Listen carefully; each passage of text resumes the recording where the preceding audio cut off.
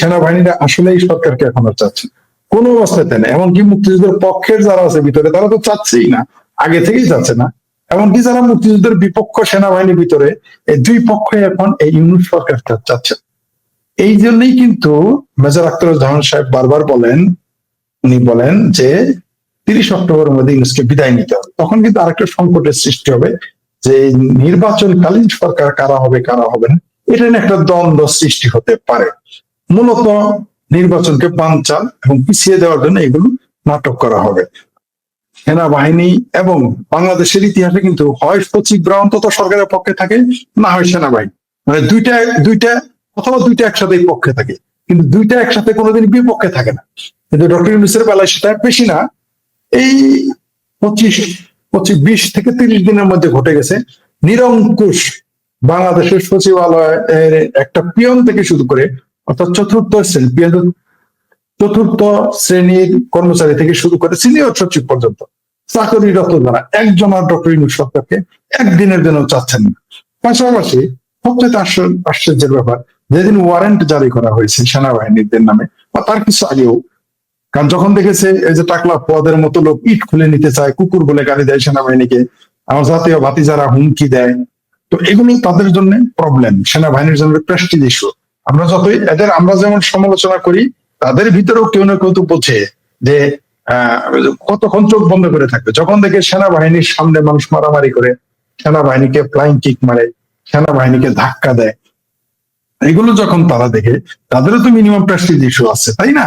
পাশাপাশি যখন তাদের নাম ওয়ারেন্ট হয়ে গেছে, আপনি যেটা বললেন তাদের 22 তারিখে নাকি কত তারিখে আদালতে পোশাক করিয়ে নিতে হবে, এগুলো সেনাবাহিনীর জন্য ব্যাড সাইন। তারা এগুলো মেনে নিবে না, নিতে পারে না। মানে চাইলেও মনে করেন যে সেনাবাহিনী একটা অংশ যদি চায়ও যে সেনাবাহিনীর লোকজন আবার আদালতে উঠুক, এ পোশাক পরে তাদের সিভিল কোর্টে তুলুক, এটা তারা চাইবে না, কামনা করে না। এটা আমরা কিছু কিছু বিষয় আছে প্রকাশ্য আমরা বলতে পারি না, আমি আশা করবো দর্শক সামালদারি বুঝে নেবেন ইশারাতে। আবার সেনাবাহিনীও যে সরাসরি ক্ষমতা গ্রহণ করবে তা না, তারা ইন্টারেস্টেড না।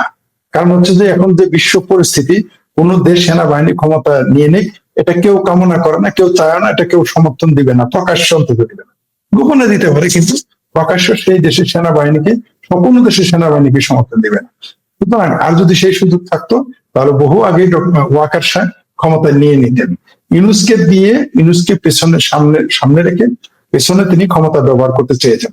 কিন্তু ডক্টর ইউনূস এবং আমাদের আদম ব্যাপারী, ডক্টর ইউনূস আদম ব্যাপারী, প্রিয় দর্শক আদম ব্যাপারী কেন বলি, কারণ তার সর্বশেষ পরিচিতি তিনি আদম ব্যাপারী, তিনি নিজে আদম ব্যাপারী লাইসেন্স করেছেন, সুতরাং সেটাও বলতে হবে। যেমন আপনি যারা পান বেছে তারা বলেন পানের ব্যাপারী, যে চাল বেছে তারা বলেন চালের ব্যাপারী, যে মাংস বেছে তারা বলেন কসাই, যে মাটির জিনিস বেছে তাকে বলেন কুমার। আদম ব্যাপারী লাইসেন্স করলে তাকে আদম ব্যাপারী বলতে হবে, সেই কারণে আমি বলি। কারণ হচ্ছে যে ছোট লোক যতই বড় লোক হোক, নিচের দিকে তাকানো তার যায় না, তাকে সেটা করতেই হয়। ডক্টর ইউনূস এখন আসলে একটা শাকের করাতে, সে আওয়ামী লীগকে শাকের করাতে ফেলতে গিয়ে, আওয়ামী লীগকে নিষিদ্ধ করতে গিয়ে, ছাত্রলীগকে নিষিদ্ধ করতে গিয়ে, বাংলাদেশটাকে বিদেশিদের হাতে তুলে দিতে গিয়ে সে নিজেই একটা, আমাদের ওই যে কারেন্টের জাল আছে না, সাধারণ জালে পড়লে কিন্তু আপনাকে ছাড়ানো যাবে, অর্থাৎ তৈরা জাল বলি আমরা, যেটা ফিকে মাছ মারে, সেটার মধ্যে মাছ পড়লে সেই জাল থেকে কিন্তু আপনি মাছ বেছে বেছে আনতে পারবেন, জীবিত মৃত যে হোক বাছাই করতে পারবেন। কিন্তু কারেন্টের জালে যদি ফেসে যান, যেটা ওই যে বসায় মাঝখানে, সেই জাল থেকে কিন্তু আর কেউ বেরিয়ে আসতে পারে না। তো ডক্টর ইউনূস এত পেঁচাচ্ছে যে শেষ মুহূর্তে নিজেই কারেন্টের জালের, মাছের কারেন্টের জালে ফেসে যাওয়ার মতো নিজে ফেসে যাবেন, পাশাপাশি আমার দেশটাকে একেবারেই ধ্বংসের দ্বার প্রান্তে নিয়ে যাচ্ছেন এবং যাবেন, এটাই তার লক্ষ্য। এখন বাংলাদেশের জনগণ শেষ মুহূর্তে এগুলো মানবে না, এগুলো কিছুই মানবে না। যত কিছুই করেন বাংলাদেশের মানুষ অধৈর্য হয়ে গেছে। জানুয়ারি মাস থেকে বাংলাদেশের পুরো রাজনীতি ডিসেম্বর থেকে শুরু হবে, পুরো রাজনীতির গতিপথ বদলে যাবে। কে যে থাকবে সামনে, কে যে থাকবে না, কে যে মিডিয়ায় আসবে আর কে যে আসবে না, কারা যে আমার জাতীয় ভাতিজা থাকবে আর কারা জাতীয় ভাতিজাদের উস্তাদে সরাবে, আপনি মানে ওই যে ধুলায় অন্ধকার বলে আমাদের জামালপুরের ভাষা, মানে ভেলকি লেগে যাবে, এখন কেউ কিছু বুঝতে পারবে না কি কি করবে। কারণ এই বাংলাদেশটা এখন যে কে চালায় আর কে চালায় না, এটাই আপনি বুঝতে পারেন। এখন যদি আপনি সাধারণ মানুষকে গিয়ে বলেন দেশটা কে চালায়, একবার বলবে সামরিক বাহিনী আর মিলিটারি চালায়, আরেকবার বলবে জামাত চালায়, আরেকবার বলবে এনসিপিরা চালায়, এনসিপি তারা বলে না, বলে পোলাপানে চালায়, আরেকবার বলবে ডক্টর ইউনূস চালায়, আরেকবার বলবে বিদেশি গেছে। তার মানে কি একটা দেশ কয়জন, এক বউ কতজনের কাছে বিয়ে করবে একসাথে? নাকি এটা সেই দ্রৌপদীর মতো হয়ে গেছে, পঞ্চ পাণ্ডবের মতো? পঞ্চ পাণ্ডবের হাতে এখন বাংলাদেশ যদি আমরা ধরি, আমরা যদি বাংলাদেশটাকে এখন দ্রৌপদী মনে করি, তাহলে পঞ্চ পাণ্ডবকে সেনাবাহিনী, ওয়াকার, ডক্টর ইউনুস, আমার এনসিপির ভাতিজা, জামাত এবং বিদেশি শক্তি, এই পঞ্চ পাণ্ডবের খপ্পরে বাংলাদেশ নামক দ্রৌপদী। কিন্তু এটা কতদিন এভাবে চলবে? বেশি দিন তো থাকবে না। একটা পর্যায়ে তো মানুষ জেনে যাবে যে ঘটনাটা কি। এই দেশে মানুষের পেটে ভাত নাই, যেটা বলতেছিলাম তখন, পেটে ভাত থাকলে তাও কিছুদিন মানবে। ভাই আপনি বউরে অত্যাচার করলেও থাকে, মানে আমাদের প্রেক্ষাপটে যদি থাকা উচিত, আমাদের ভারত, বাংলাদেশ, পাকিস্তান এই উপমহাদেশে বউরে পেটাইলেও যদি আপনি গয়নাগাটি দেন, ভালো খাবার দেন, শ্বশুর বাড়ি আত্মীয় স্বজনের দেখাশোনা, বউ কিন্তু যায় না বাড়ি থেকে, বউ বিদ্রোহ করে না। কিন্তু বউয়ের ভাতও দিবেন না, কাপড়ও দিবেন না, বউয়ের বাড়ির আত্মীয় স্বজনের খোঁজ নেবেন না, বউরে প্রতিদিন খাবেন উষ্ঠাবেন, সেই বউ আপনার বাড়িতে থাকবে না। তো বাংলাদেশের জনগণ যখন এটা বুঝবে যে আমার তো পেটে ভাত নাই, কারখানা বন্ধ হয়ে যাচ্ছে, আগুন লেগে যাচ্ছে, এয়ারপোর্ট আগুন লাগছে, সারা বাংলাদেশের মানুষ এখন, বললাম তো, আমি বারবার বলি, আমাকে কান্নাকাটি করে যে লোক মানুষকে সহযোগিতা করতো, আমি তাদের চিনি ব্যক্তিগত ভাবে, এমন 10-12 জন, যারা মানুষকে প্রতি মাসে লক্ষ লক্ষ টাকা দান করতো। আমরা বাংলাদেশের মানুষকে যত খারাপই বলি, বাংলাদেশের রাজনীতিবিদদের যত খারাপই বলি, তা যে কোনো দলের, এদের কিন্তু কিছু ভালো গুণ আছে। তারা হলো মানুষকে তারা খাওয়ায়, পড়ায়, দান করে। বাংলাদেশটাকে গৃহযুদ্ধের দিকে যাচ্ছে, গৃহযুদ্ধের এই দিকেই তো তারা নিবে। প্রথমে তারা চেষ্টা করেছে যুদ্ধের দিকে, তার জন্য তো একবার ইউনুস বলে যুদ্ধের কথা, আরেকবার জামাত বলে যুদ্ধের কথা, আরেকবার রিটায়ার্ড মেজরেরা, রাওয়া ক্লাবের কি ওই রিটায়ার্ড, তারা কোনো কাজ নাই, সকালবেলা ওই ওই ওই জিডিওএইচএস থেকে আসে, কুটকুট কুটকুট করে এসে বিকেলে নাস্তা করে, আর বড় বড় লম্বা লম্বা গল্প করে, সেই লোকগুলো গিয়ে রাস্তায় দাঁড়িয়ে বলে কলকাতা সাইড নিয়ে দখল করবে। এগুলো কারণ কি? এগুলো বলার উদ্দেশ্য ছিল যাতে ভারত রাগ করে গুসা করে একটা গুতা দেয়। আর দেশে একটা গৃহযুদ্ধ, এই জন্যই তারা চাচ্ছে। গৃহযুদ্ধ হলেও তো আপনি আপনি চাইলেও তার নির্বাচন চাইতে পারবেন না, সেই জন্য তারা এটা করতেছে। কিন্তু শেষ মুহূর্তে একটা কথা আছে, জনগণ চাহিদা। জনগণ যেমন আপনি নিপীড়ন করে ক্ষমতায় থাকবেন, তেমনি জনগণ যখন বুঝে ফেলবে, শুভঙ্করের পাখি জনগণ ধরে ফেলবে, জনগণ তো ঘরে বসে থাকবে না। থাকতো যদি অন্তত আপনি তাকে খাদ্য দিতেন, তাকে চাকরি নিশ্চয়তা দিতেন, আপনি তার ব্যাংকের টাকার নিরাপত্তা দিতেন, আপনি তার চলাফেরার নিরাপত্তা দিতেন, মানুষ এখন মেনে নেবেন। সবচেয়ে আমাকে অবাক করে যে মুক্তিযোদ্ধাদের সাথে তুলনা করা হবে এই জুলাই সন্ত্রাসীদের, এই তথাকথিত জুলাই সন্ত্রাসের আন্দোলন কর্মীদের। আমি অবাক হয়ে গেলাম, তাদের শহীদ মানে এদের ভাতা দিতে হবে।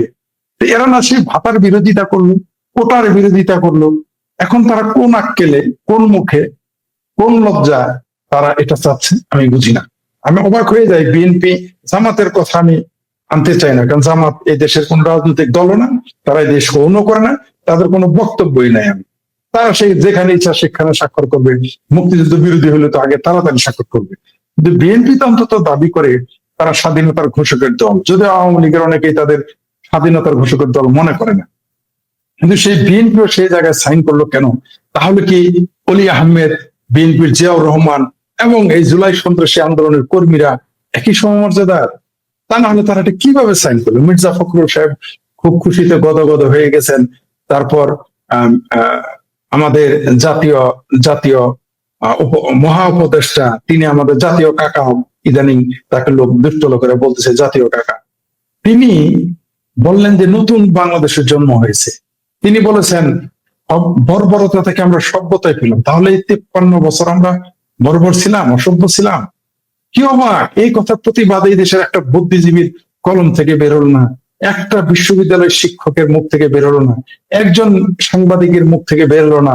ধরে নিলাম সবচেয়ে বর্বর শাসক ডক্টর ইউনূস এতই বর্বর হয়ে গেছে যে তাদের ভয়ে বাংলাদেশের সকল বুদ্ধিজীবী নীরব, তাদের ভয়ে সকল সাংবাদিক নীরব। এই নীরব, এই কথাটাও বলার কেউ সাহস পাচ্ছে না। আমি এটা কিভাবে ব্যাখ্যা করব? আমি বুঝে উঠতে পারতেছি। অনেক চেষ্টা করলো যে ভারতের বিরুদ্ধে কিভাবে যুদ্ধ লাগানো যায়, অনেক পায়তারা করেছে, কোনো না কোনো ভাবে পায়তারা করেছে যে যাতে করে তারা যুদ্ধ লাগাতে পারে ভারতের। কিন্তু ভারত এই এদের চুলকানিতে নিজেকে আর খাওয়ানোর জন্য যুদ্ধ বাধায় নাই। ডক্টর ইউনূস এই দেশে ক্ষমতা দখল করার আগেই ওই নিয়োগ ছাত্রার যে ছাত্র নিয়োগকর্তা তাদের এইখানে কুর্সিতে বসার আগেই, ঢাকার কুর্সিতে বসার আগেই, বিমানে চড়ার আগেই, বাংলাদেশে আসার বিমানে চড়ার আগেই তিনি বলেছিলেন সেভেন সিস্টার অনিরাপদ করে তুলবেন। এই ধরনের তিনি সতর্কতা দিয়েছিলেন। একেবারে কূটনৈতিক সকল ভাষা বিবর্জিত সরাসরি তিনি এই কথা বলেছিলেন। কোনোদিনই কেউ কোনো রাষ্ট্র সরকার, কোন সরকার, এমনকি যুদ্ধ বাদলেও কোনোদিন কোন সরকার এইভাবে কথা বলে না। অবশ্য তিনি তা বলতেই পারেন, কারণ তিনি রাজনীতিক নন, তিনি ব্যবসায়ী, তাই তার ভাষা এরকম হতেই পারে। ডক্টর ইউনূস আসলে শুরু থেকেও চেষ্টা করেছেন। সর্বশেষ জামাতের নেতা আবু তাহের বলেছে 50 লক্ষ জিহাদি তারা তৈরি করেছে ভারতের বিরুদ্ধে যুদ্ধ করার জন্য। সুতরাং এগুলো যখন দেখলো তারপরেও ভারত কোনো বিবৃতি দিচ্ছে না, কোনো বক্তব্য দিচ্ছে না, কোনো প্রতিক্রিয়া দেখাচ্ছে না, অর্থাৎ ওরা চাচ্ছে যে ভারত একটু আগে আক্রমণ করে। এমনকি বলেও ফেললো, জামাতের নেতা আবু তাহের বলে ফেলছে যে আমরা দোয়া করতেছি ভারতকে না আক্রমণ করেন। আমরা পৃথিবীতে কোনোদিন এরকম দেশ দেখি নাই, শুনি নাই যে তারা দোয়া করবে যে নিজের দেশ আক্রমণ করবে। অন্য দেশ আক্রমণ করার চিন্তা ভাবনা থাকতে পারে, কিন্তু কেউ কোনোদিন আজ পর্যন্ত কোন রাজনৈতিক নেতা বলেছে বলে আমার ধারণা নাই যে আমরা দোয়া করতেছি যে ভারত কেন আক্রমণ করে না। কিন্তু তারপরও ভারত কোনো প্রতিক্রিয়া দেখায়নি, ভারতের জনগণ কোনো প্রতিক্রিয়া দেখায়নি। কিন্তু যখন দেখলো যে এগুলো পারতেছে না, তখন তারা এই যে দেশের ভিতরে বিভিন্ন ঘটনা শুরু করল। কখনো আগুন লাগানো, কখনো পাহাড়ে অসন্তোষ সৃষ্টি করা, কখনো দেশের ভিতরে আগুন লাগিয়ে দেওয়া, যেটা আমরা দেখি। আপনি দেখেন পরপর 3টা অগ্নিকাণ্ড।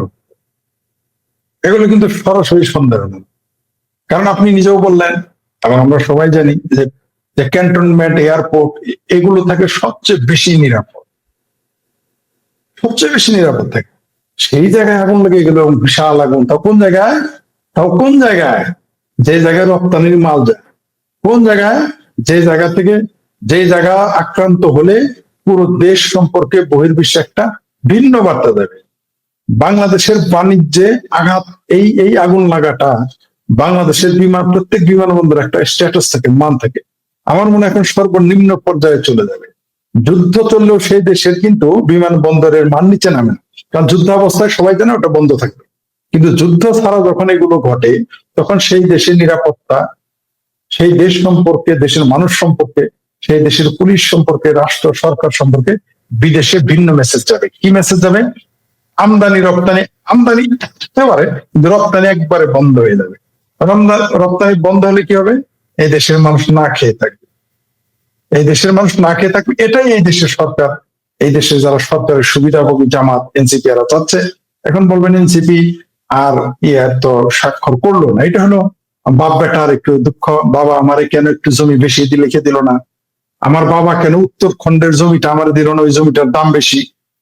আমার পূর্ব দিকের বিলটা কেন দিল না, ওইখানে একটা বিলে আমি মাছ খাবো। বাবা আমাকে ওই জায়গা দিল না, ওই জায়গা দিয়ে দিল কাকাকে। বাবা আমাকে ওই জায়গা দিয়ে দিল আমার মামাকে। এগুলো পোলায় মেনে নিতেছে না, তাই ছেলে ওইখানে স্বাক্ষর করে নেন।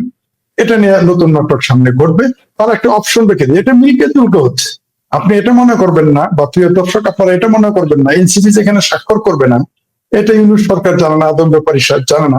এটা বিশ্বাস করার কোনো কারণ নেই।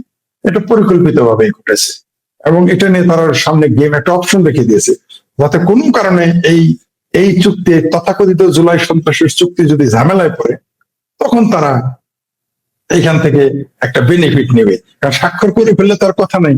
আপনি যখন বিয়ে বসে গেছেন, তখন তো আপনি তালাক না নেওয়ার আগে তো আপনি টু শব্দটি করতে পারবেন, তালাক চাইতে পারবেন, কিন্তু তখন স্বামী নেওয়ার বক্তব্য দিতে পারবেন। কারণ এখানে তারা স্বাক্ষর করে না এই জন্য, যাতে সবসময় বলতে পারে, মানে যাতে পরে ভবিষ্যতে বিয়েও বসতে পারে, আবার সাইডও দিতে পারে। এটাই বলতেছে যে আওয়ামী লীগ নাই, তারাই বলতেছে আওয়ামী লীগ আর 100 বছরের ক্ষমতায় আসবে না, তারাই বলতেছে বাংলাদেশে আওয়ামী লীগের মধ্যে, আওয়ামী লীগের গ্রহণযোগ্যতার দেশে নেই। তারাই আবার বলতেছে যে আওয়ামী লীগ এটা করছে। আওয়ামী লীগ বিমানবন্দরে কিভাবে গেল? আর যদি আওয়ামী লীগ সেখানে গিয়ে থাকে, তাদের কথা সত্য হয়, তাহলে তারা তো ব্যর্থ। তারা বলতেছে আওয়ামী লীগ বাংলাদেশের মানুষ গ্রহণ করে না, আওয়ামী লীগের 5 পয়সা দাম নাই, পালিয়ে আছে, লুকিয়ে আছে। পালিয়ে থাকা, লুকিয়ে থাকা লোকগুলো যারা মিছিল করতে পারে না, একটা তারা রাজনৈতিক অধিকার তারা পাচ্ছে না, সেই জায়গায় সেটা তারা প্র্যাকটিস করতে পারতেছে না, তারা গিয়ে আগুন লাগাতে পারলো এয়ারপোর্টে। এত সহজ, এতই সস্তা। তো বাংলাদেশ আওয়ামী লীগকে রেখে তারা একটা নির্বাচন তারা তো দেবে না। তারপরে যদি দেয়, সেখানে বাংলাদেশ আওয়ামী লীগকে বাইরে রেখে, অর্থাৎ যে টিমটি সবচেয়ে শক্তিশালী, যার কাছে সবাই পরাজিত হবে, গোল খাবে, তাকে বাইরে রেখে একটা নির্বাচন করার অপচেষ্টা চালাবে। তারপরে সেটা কত দূর সফল হবে সেটা তো একটা প্রশ্ন থাকবেই। এই যে মৌলবীদের পালে, আপনি মনে করেন না যে শুধু বেহেশতের কথা বলে বলে মৌলবীরা মাদ্রাসার মৌলবীদের পালে, কারণ পকেটে কিছু টাকা আছে তাই দেয়, না থাকলে দিক দাও না, এখন তো পাচ্ছে না, এখন দেয়ও না। আপনি এখন দেখেন মসজিদের ওয়াজ কমে গেছে কেন? কারণ এখন পয়সা পাচ্ছেন তো। হুজুরা তো ওই যে বাপের জন্য একটু দোয়া করবেন, মায়ের জন্য দোয়া করবেন। আপনি একটা অদ্ভুত তথ্য দেয় আপনাকে, আমি একটা জরিপ করেছি মসজিদের উপরে, প্রায় 38টা নাকি 40টা মসজিদের উপরে। আমি বললাম আমরা ওই লোকদের বলছি যে আপনারা খোঁজ নেবেন কতজন লোক প্রতিদিন আসে বলে হুজুর আজকে আমার বাবার মায়ের জন্য একটু দোয়া করবেন। আগে কিন্তু একটু ঘন ঘন করতো, মানে এত দোয়া করতো যে শেষে দোয়া লম্বা যেতে পাবলিক রাগ করে চলে যেত। এত খোদায়ের জন্য দোয়া করার নাম বলতো, স্লিপ দিত। ঢাকাতে এটা বেশি, ঢাকাতে বেশি দেখবেন আমার বউয়ের জন্য দোয়া করবেন, মায়ের জন্য দোয়া করবেন, বাপের জন্য বেশি দোয়া করে, শ্বশুর শাশুড়ির জন্য অদ্ভুত ব্যাপার। বাপ মায়ের জন্য কমই হয়, শ্বশুর শাশুড়ির জন্য দোয়া বেশি চায়, বুঝতে পারছেন? তো এরা এই দোয়াটা কিন্তু ঢাকায় এখন কমে গেছে। আর ঢাকা শহরে মৌলবীরা যে বেতন পায় ওই যে পুলিশের মতো, পুলিশের যে বেতন তাতে পুলিশের সিগারেটের টাকায় হয় না, আর মদের টাকায় হয় না। বউ বাচ্চার গয়না গাটি বাসা ভাড়া তো দূরের কথা, তো মৌলবীরা কিন্তু সেম কেস। পুলিশের কথা ঘোষ করে বলেন যে পুলিশ সরকারি কর্মচারী কর্মকর্তাদের আমরা বলি এত কম টাকায় তারা কিভাবে চলে।